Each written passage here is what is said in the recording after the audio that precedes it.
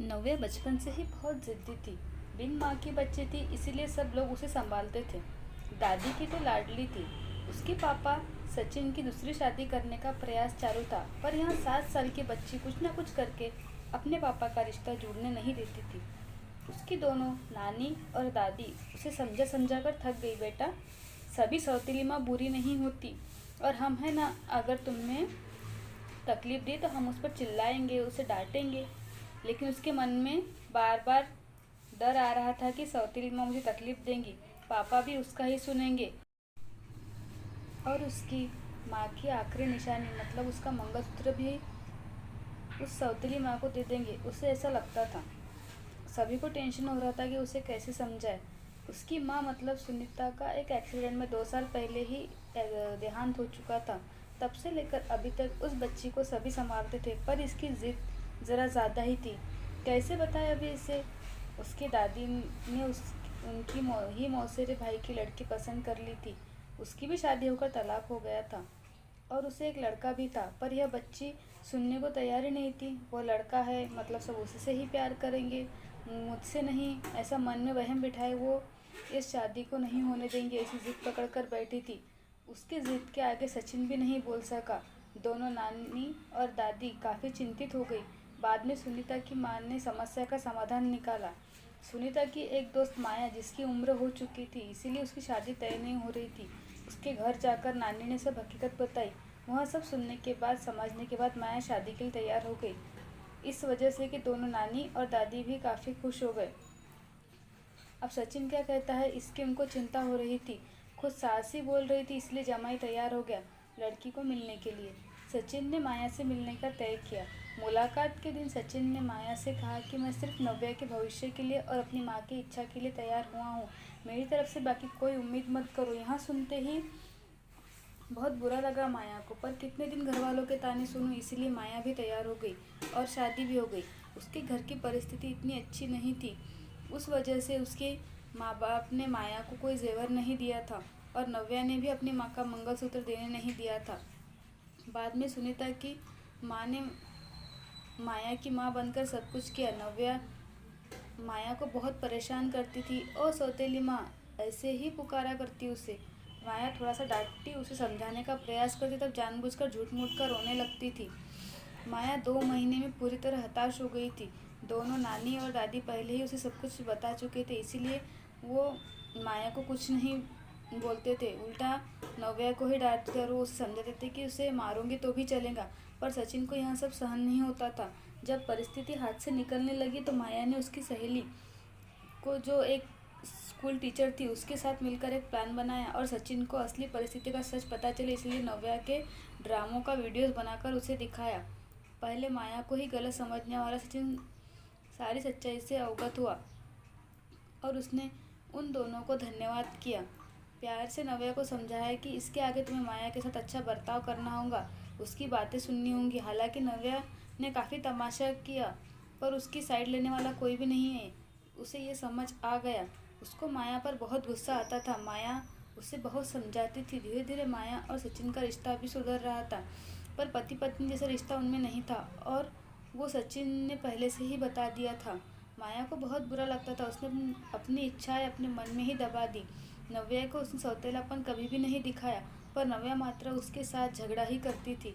धीरे धीरे नव्या बड़ी होती गई। सचिन हमेशा काम के लिए बाहर रहता था। माया नव्या के लिए हमेशा तत्पर रहती थी। उसने नव्या को बहुत प्यार से समझाने की कोशिश की, पर माया को हमेशा असफलता ही मिली। उसमें सचिन की माँ हमेशा बीमार रहती थी, उनकी देखभाल करती थी। उन्होंने एक बार माया को बुलाकर बताया, मुझे बहुत चिंता होती थी इस नव्या की, पर अब नहीं होती। तुम हो ना, अभी मेरा कुछ भी हो जाए चलेगा, पर तुम्हारे लिए मुझे बहुत बुरा लगता है। जिस बच्ची के लिए तुम इतना करती हो, उसे उसकी कीमत ही नहीं। तभी माया मुस्कान के साथ बोली, नव्या को देखते हुए बोली, उसने मुझे हमेशा गलत ही समझा। हमेशा की तरह नव्या ने माया से बहुत झगड़ा किया। सचिन के घर आते ही उसको सब झूठ बताया, पर उसने भी नव्या को ही सुनाया। गुस्से से नव्या ने खाना भी नहीं खाया। माया ने भी खाना नहीं खाया। नव्या को समझाने के लिए माया गई, तो मुझे तुम्हारी माँ की जगह नहीं चाहिए, उसकी आखिरी निशानी भी नहीं चाहिए। सिर्फ तुम मुझे माँ कहकर पुकार लो, मेरे लिए उससे बड़ा पुरस्कार कोई नहीं होगा। जिस दिन तुम ऐसा करोगी उस दिन मुझे ममता का गहना मिल जाएगा, वही मेरा खरा गहना होगा। पर नव्या सुनेंगी तब ना। जैसा था वैसे ही सब चालू रहा। कई दिनों बाद दादी की तबीयत बिगड़ती गई। उन्होंने सचिन को बुलाया और कहा, माया बहुत अच्छी लड़की है, वह कभी भी भेदभाव नहीं करेंगी। तुम उसको अपनी पत्नी की तरह स्वीकार कर लो। उसकी भी कोई उम्मीद होंगी तुमसे, वह पूरी करो। यह आखिरी शब्द बोलकर दादी चल बसी। सचिन को माँ के शब्द कान में गूंज रहे थे। महीना हो गया तब भी वही शब्दों का विचार करके गैलरी में शांत बैठा था। उतने में माया ने खाना खाने के लिए आ रहे हैं ना, ऐसा बोलकर बुलाने के लिए आई। सचिन का सब्र का बांध टूट गया। वो माया की गोद में सर रखकर बहुत रोने लगा। आज 5 साल बाद पहली बार सचिन ने माया को छुआ। माया घबरा गई। उतने में नव्या वहाँ पर आ गई। इस वजह से वो विषय वहीं पर ही खत्म हो गया। कई दिनों बाद वापस सब नॉर्मल हो गया। दोनों ही अब शरीर से मन से नज़दीक आ गए। नव्या को समझ आने के बाद वो भी अच्छा बर्ताव करने लगी। अभी उसकी 12वीं की परीक्षा थी, इसीलिए माया उसे टाइम टेबल सब ठीक से संभाल रही थी। कुल मिलाकर सब अच्छा ही चल रहा था। ऐसे में उनकी खुशियों को नज़र लग गई। सचिन का भी एक्सीडेंट हो गया और वह गुजर गया। तभी माया और नव्या, वह दोनों ही एक दूसरे के लिए थे। जो भी सेविंग्स थी उन पर घर चल रहा था। माया तो ग्रेजुएट नहीं थी, इसीलिए उसे नौकरी मिलने में दिक्कत आ रही थी। छोटी छोटी नौकरी करके वो खर्चे चला रही थी। सचिन की सब सेविंग्स उसने नव्या के लिए रख दी। अब नव्या को प्यार हो गया था सुशांत नाम के लड़के से। इस वजह से माया ने उनका प्रेम विवाह करने का सोचा। सब लोग अच्छे हैं, नव्या भी खुश रहेंगी ऐसा उसे विश्वास था। पर सुशांत की माँ खड़ूस थी। सचिन के जाने के बाद उनकी परिस्थिति भी अच्छी नहीं थी। नव्या शादी के बाद ज़्यादा गहने नहीं लाई, इसीलिए ससुराल वाले उसे तकलीफ दे रहे थे। उसकी सास की सहेलियाँ घर पर आई थी नई नवेली दुल्हन से मिलने। तब नव्या की सौतेली माँ के बारे में भला बुरा बोल रही थी। सौतेली माँ है ना, इसलिए जानबूझकर ऐसा किया होगा। सब कुछ खुद के लिए रखा होगा और बेटी को लंका की पार्वती बनाकर सिर्फ मंगलसूत्र पहनाकर भेज दिया। और हंसने लगी। अभी उसका खुद पर नियंत्रण टूट गया। मेरी माँ की आखिरी याद, मतलब यह मंगलसूत्र है जो मेरी इच्छा थी कि इसे मैं पहनूं। यह मंगलसूत्र मेरी माँ का आशीर्वाद का हाथ है और मेरी माया माँ को बुरा भला बोलने का तुम्हें कोई हक नहीं है।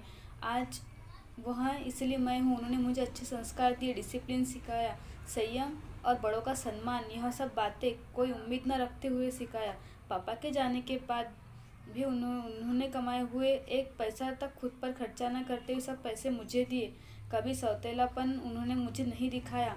मेरे लिए उन्होंने खुद का बच्चा तक होने नहीं दिया। और पर मुझ पागल को कभी यह समझ नहीं आया। उन्होंने मुझे सिर्फ प्यार किया। मुझसे उन्हें सिर्फ एक ही चीज़ चाहिए थी जो मैं कभी नहीं दे पाई। सब औरतें एकदम से सोचने पड़ गई कि आखिर वह कौन सी चीज़ चाहिए थी।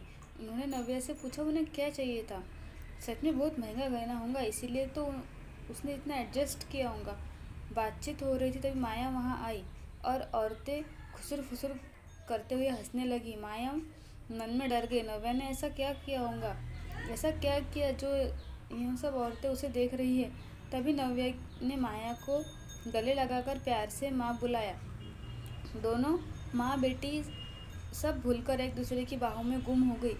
औरतें जब जानना फूसी कर रही थी कि तभी नव्या बोली, आपको सबको वह गहना देखना था ना, यही माँ बुलाकर ममता का गहना उससे चाहिए था। माया को तो रोना आ रहा था। दोनों सचिन और दादी की फ़ोटो के सामने खड़े होकर उन्हें हाथ जोड़कर खड़े थे। नव्या ने उससे माफ़ी मांगी और माँ को भी खुद से कभी दूर नहीं करूँगी ऐसा वचन दिया।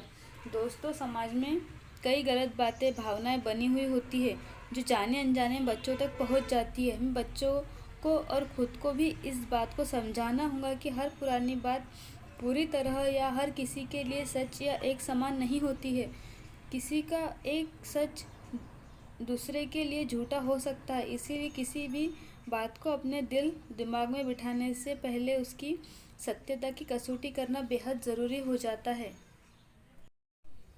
तो दोस्तों, कैसी लगी आपको ये कहानी? अगर कहानी अच्छी लगे तो प्लीज़ मेरे चैनल को लाइक, शेयर और सब्सक्राइब ज़रूर कर दीजिएगा। और हाँ, बेल आइकन को प्रेस करना ना भूलें ताकि मेरे आने वाली वीडियो का नोटिफिकेशन आपको मिल सके।